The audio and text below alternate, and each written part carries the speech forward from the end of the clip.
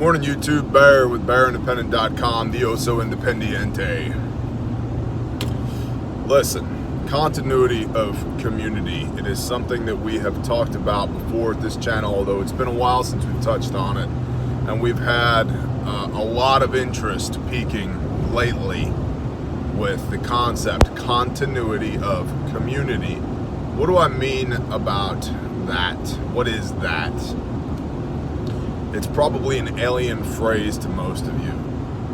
Think about continuity of government. What goes into continuity of government? There is a stockpiling of equipment and materiel, resources per se. There is a plan, several plans, as far as personnel go, as to who does what, when, why, and what happens if we lose Todd. Well, if we lose Todd, then we need to put Jim in there. And if Jim goes, then we need to put Bob in there, and so forth and so on. There's a plan. And there's a plan so that when things get sideways, we don't have to stop and think. We've done the hard stuff beforehand. Continuity of community looks very much so like that, says me. And I don't know how many people, if anyone, other than myself, are discussing this. But I really believe we need a way to continue our community. We need continuity of community.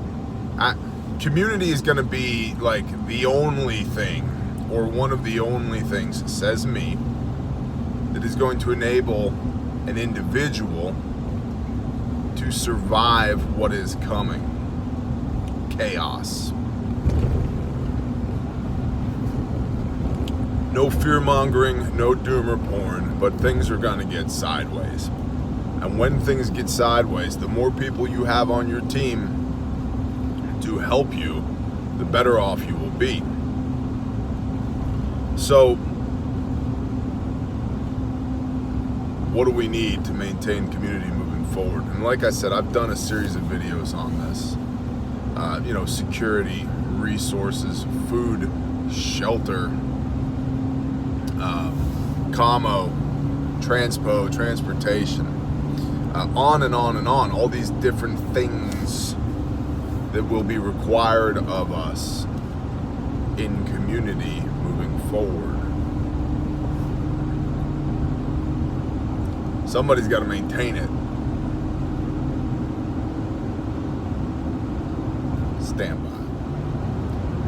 If the government is stockpiling food to the rafters, right, which they are, they got underground bunkers, man. Yeah, they sure do. And that could be, is that because of nuclear warfare? Yeah, that's a consideration. It could also be because of damaging hail.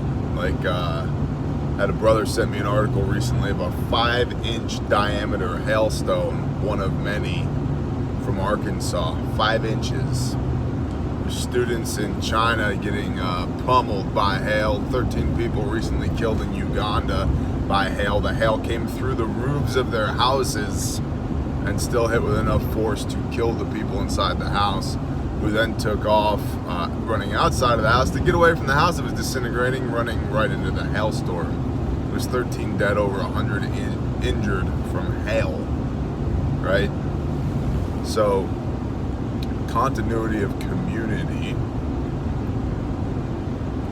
What do we need? We need food. We need food. Period, the end. Food is strength, right? We need firepower. We need water. We need commo. We need transportation. We need a certain degree of specialization of labor for all the other things that we need. We need livestock. Right? We need the ability to produce food. We need agriculture. We probably need some equipment, which means we need equipment mechanics. And just my mind is on this morning, that as things continue to become more untenable moving forward, Who's gonna do all the hard things? You know, the government is not coming to save you. They're not. We've discussed this ad nauseum here. One particular camp in the United States is of the opinion that the government will give us everything we've ever wanted or ever needed, and they'll take care of my student loan debt, and they'll make sure that I get a $15 minimum wage, and they'll blah, blah, blah, blah, blah, blah, blah, blah, blah, blah, blah, blah, blah, blah. Everything's great, and unicorns poop rainbows, right? There's that. And then there's another school of thought that, man, the government's gonna come and institute martial law, and they're gonna round everybody up using 5G, trying to cook your guts and put you in the Walmart FEMA camps so that the One World Order can sell our livers to the Pleiadians because they need that to power their spaceships.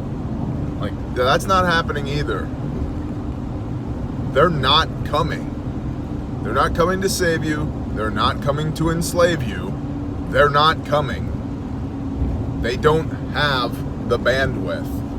Well, that's a vast government conspiracy. They just want you to think that. Take it from a cog in the machine.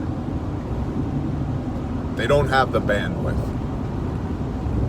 Fully 1/3 of all American tax dollars currently go into continuity of government. 1/3. To put that in comparison, that would be like, let's say you got a $1,000 paycheck, 330 of it got spent on prepping. The government is prepping. The government of is it Sweden or Norway? Doesn't matter, they're all the same. They are. They're really nice people. It's sad. It's sad because they used to be Vikings and now they're really nice people. Anyway, I think it's Sweden. Although Norwegians are crazy. Some Norwegians are crazy. Yeah. I think it's Sweden has basically sent out a memo to all of its citizens. Hey, you should stock up. Here's the things you should stock up on.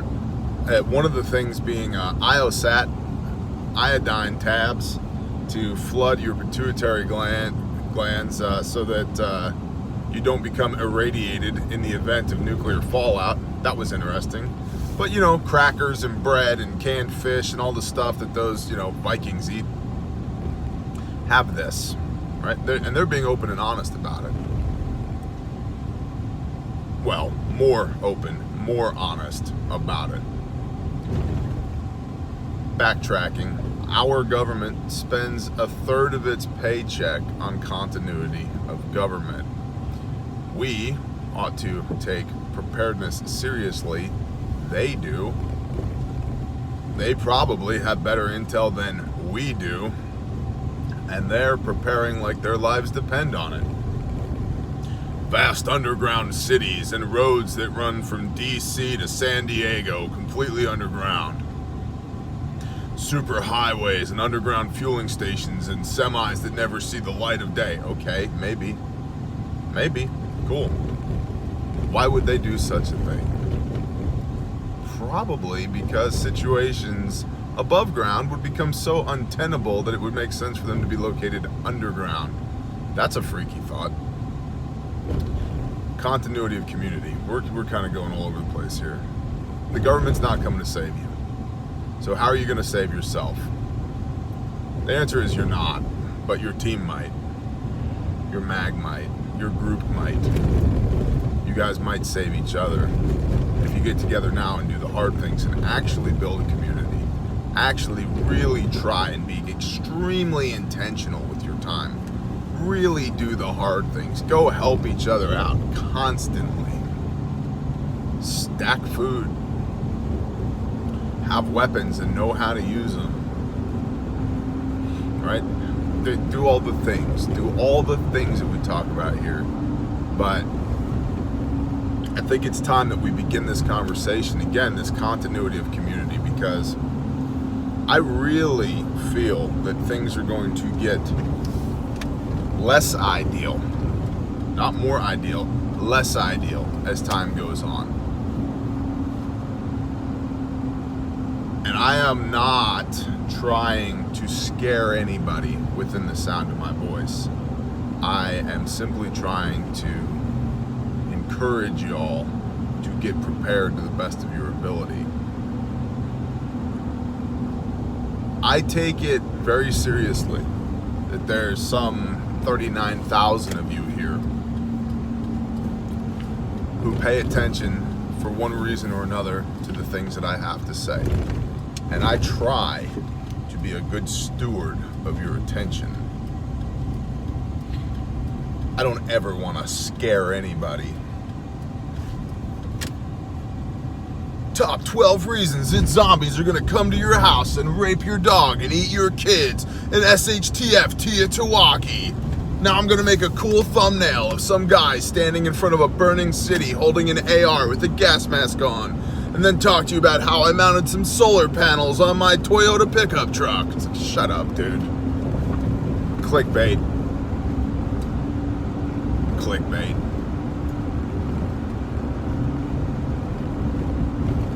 I don't want to scare y'all. I want to encourage you that it can be done, and try and document and explain to the best of my ability the ways that I have addressed or am addressing these issues that we all face, so that hopefully you can take something from it and put yourself in a better position than you find yourself now.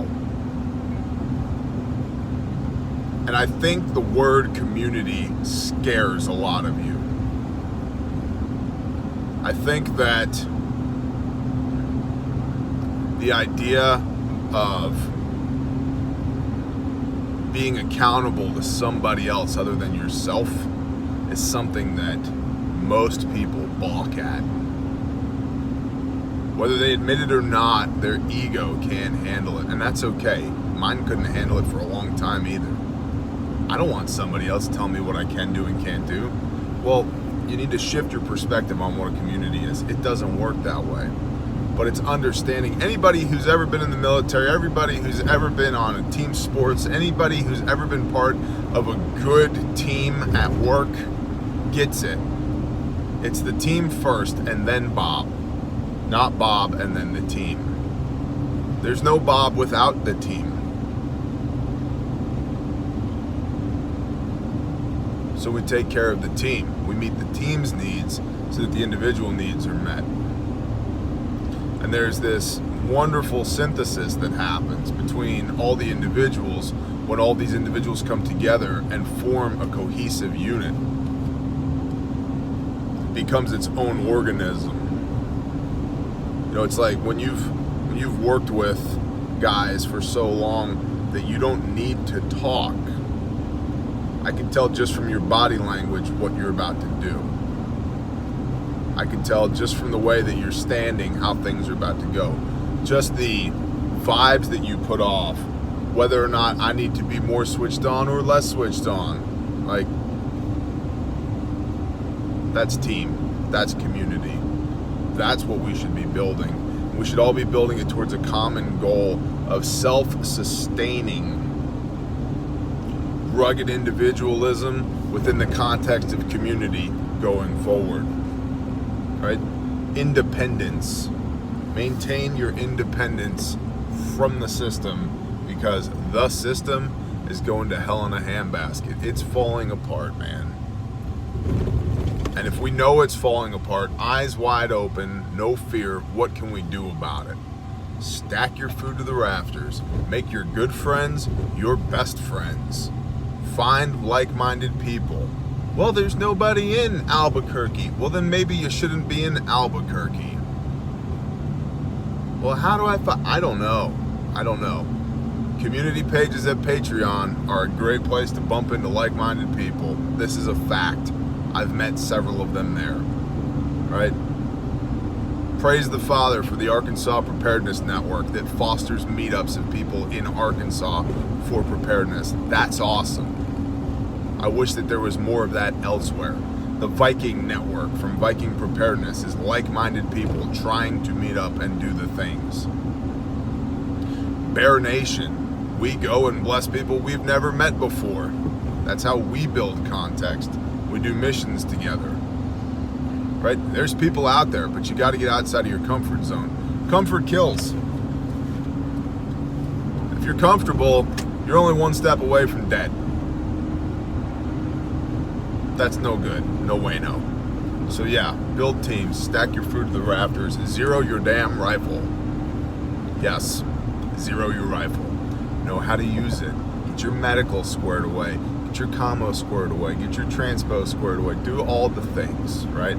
Start doing them, because pretty soon, in my estimation, we are going to go from these things are nice to have to these things are need to have.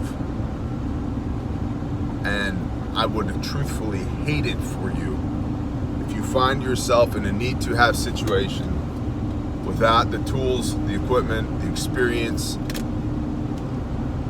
to rise to the occasion.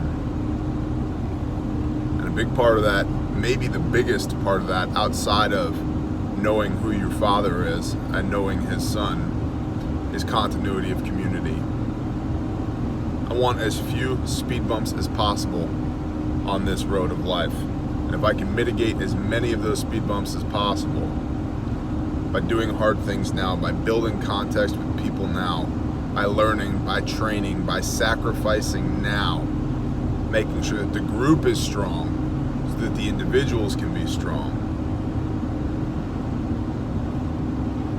I'll do it.